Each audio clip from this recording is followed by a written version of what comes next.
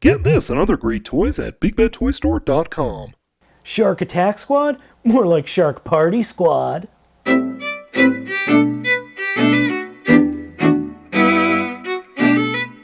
What's going on, guys? Baltmatrix here, and today we are looking at the IG-TF005 Shark Attack Squad. This review copy was provided by BigBadToyStore.com. Now, just bear with me for a second. I want to show you how big this box is. MP10 Prime.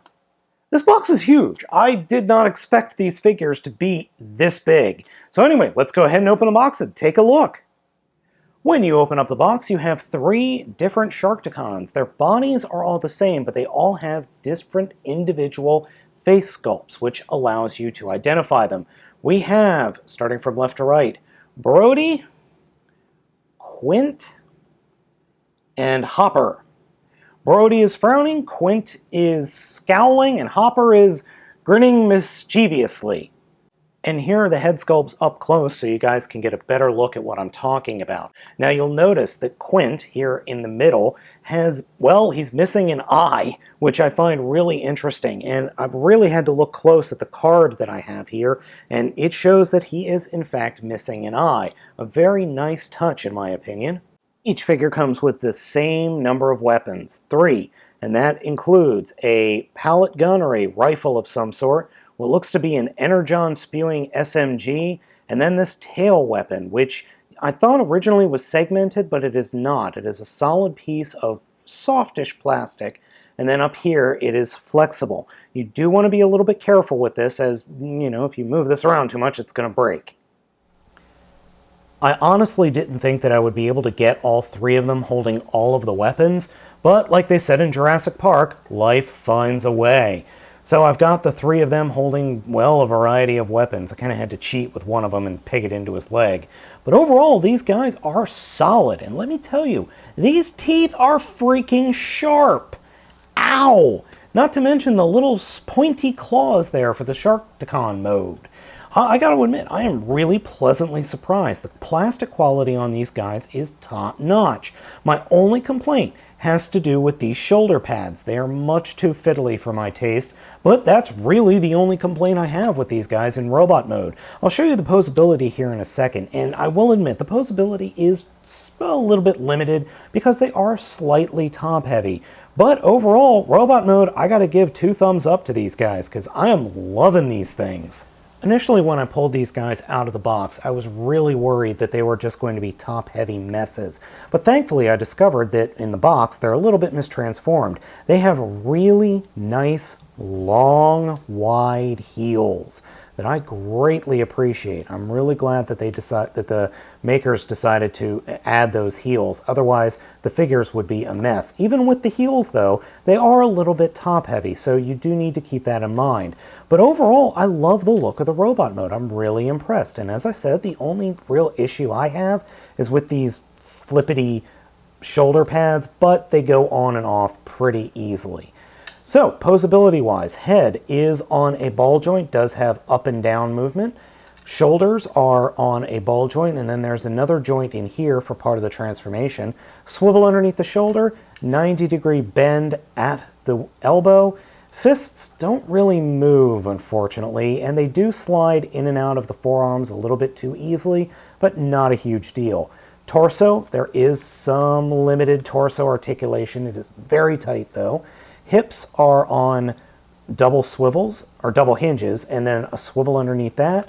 And then the knees do bend, but because of the top heaviness of the figure, you're not going to be able to get the knees to bend all that much or get a decent pose with the knees bent, but you can fiddle with it and get what you like out of it.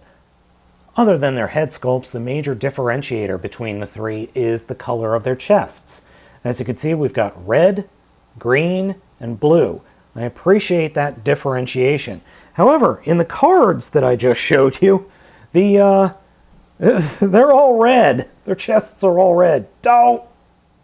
The transformation for these guys is easy yet satisfying. The only thing you really have to be careful of is, well, hurting yourselves on the teeth. To start off with, I like to fold the head back as far as it'll go, then flip it up and into the maw, Take the fists and push them up into the forearms. Then take the chest area and fold that up to the shark mouth, like so.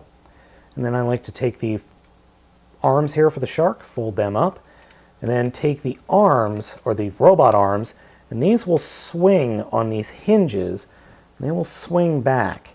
And you can either just swing them straight back or go all the way around.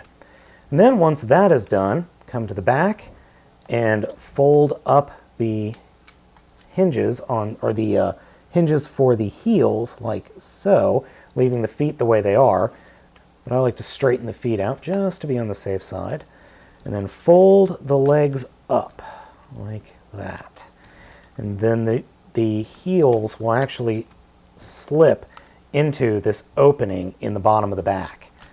So fold that up, kind of wiggle it so you can get the heel up against it, like so, making sure not to crush the antenna.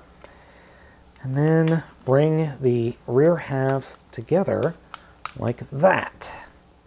Once you've got the body of the shark good to go, take the tail weapon here and just plug that into the back, and you've got yourself a little not Sharktacon.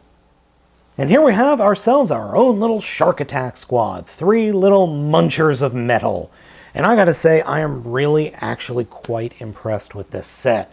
The plastic quality is top notch. The figures themselves feel solid, and for the crying out loud, my fingers hurt after transforming them because I got one of my fingers stuck in the maw here.